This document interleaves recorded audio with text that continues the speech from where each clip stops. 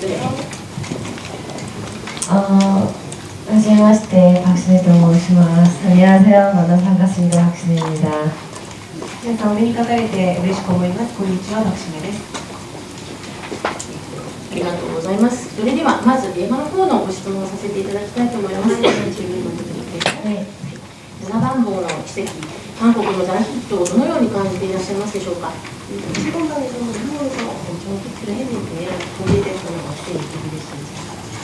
올 초에 이제 7번방의 선물이 개봉을 하면서 솔직히 말씀드리면 정말 1000만 관객이라는 스코어를 예상을 못했었어요. 너무 많은 사랑을 받아서 저도 굉장히 깜짝 놀랐었고 7번방의 선물에서 예승이를 만난 것 자체만으로 저한테는 너무 큰 영광이고 좋은 선배님과 연기할 수 있는 기회를 갖게 돼서 굉장히 그것만으로도 만족하고 감사했었는데 많은 분들께서 사랑을 해주셔서 너무 즐겁고 행복한 한 해를 보냈습니다. 韓国では今年の頭に公開されたんですけれども、正直言いまして1000万人の観客も動員するそんなスコアを出すとは予想を全くしていなかったので本当に驚きました。で、韓国でこれだけたくさんの愛情をいただいたことに驚いたんですけれども、私としては7番法の奇跡のイエスンと出会えたことだけでも光栄でしたし、素敵な先輩の皆さんと共演できたことを非常にありがたく思っていたんですけれども、その上さらに多くの観客の方に愛されることになりまして、本当に楽しく幸せな1年を過ごすことができました。ありがとうございます。いろいろな経験をした子どもの頃のイエスンと違って、박신혜さん演じている成長した後のイエスンは法廷のシーンが主になると思うんですけれども、そちらのそういったところのシーンで苦労されたこととか、あと先ほどおっしゃっていた素敵な先輩方とオダルスさんはじめ大変個性的な俳優さんと共演されてるんですが、何か面白いエピソードとかあったりしてください。 우선 이제 제가 어린 예승 역을 맡았었기 때문에 어린 예승이의 감정을 끌고 가야 하는 부분이 굉장히 많았어요. 그래서 제가 직접 현장에서 이제 본 장면도 있었고 보지 못한 굉장히 아빠와 헤어지는 장면이라던가 그런 중요한 장면들을 제가 법정 장면을 촬영하기 전에 감독님께서 미리 가편집을 해놓은 편집본을 보여주셨어요. 그래서 그 상황이 어떻게 흘러갔는지 제가 책에서 읽은 것과 영상에서 예승이가 연기한 것이 다르기 때문에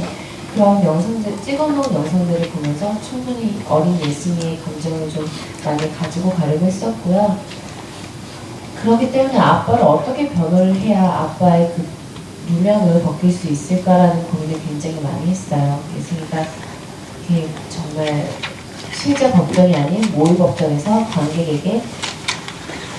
단순히 보여지는 것이 아니라 정말 진실로 아빠의 죄를 벗기고자 했던 그 예승이의 마음을 좀 전하려고 노력을 했었고요. 아무래도 감정신이기 때문에 그리고 좀 그 변호사라는 직업을 제가 한 번도 정말 직접적으로 공부해본 적은 또 없었기 때문에 굉장히 그런 법정 용어라던가 그런 걸 굉장히 자연스럽게 좀 표현해내기가 좀 어려웠었던 것 같아요. 그걸 좀 중점적으로 뒀었고 時代のイエスの感情というのを、私は引き継がなければならなかったので、現場にも訪ねて見に行ったりしていました。ただ、現場で見られなかった部分、例えば父との別れのシーンなどは、監督の方でその仮編集をしたものを見せてくださったんですね。で、法廷シーンを撮る前にはそういった編集の映像を見ながら流れを理解して、そして現場に入るようにしていました。で、その映像で見たものというのは台本で読んで私が感じていたものとはまた違っていたので、それらの編集された映像を見ながらイエスンの感情というのを私も受け継いでいくということを心がけました。ただその弁論をするシーンではどのようにその父の冤罪を晴らしていくかということを心がけているわけですけれども、実際の法廷ではなく議事法廷でその真実を明かさなければならないというところで、私は弁護士としてのその職業の経験がなかったので、そういったその専門用語、法廷の用語などを、自然にこう話せるようにするということを心がけて、その辺がとても大変ではあったんですけれども、自然とその感情になってその役になって、法廷シーンで自然にそのセリフが出てくるようにということを心がけながら演じていました。 그리고 현장에서 이제 제 개인적인 장면으로는 이렇게 굉장히 개그 코드가 많은 장면들은 많이 없었어요. 분량이 많지 않았었기 때문에.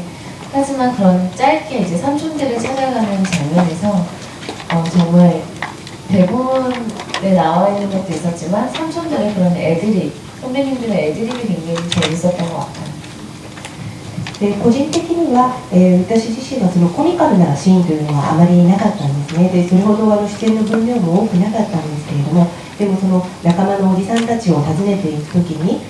そのおじさんたちと短い分量ではありましたけれども、現場で、アドリブでいろんなおじさん仲間のおじさんたちがそのセリフを言われるところがあって、そのシーンというのはご一緒してて本当に、楽しく演じていました。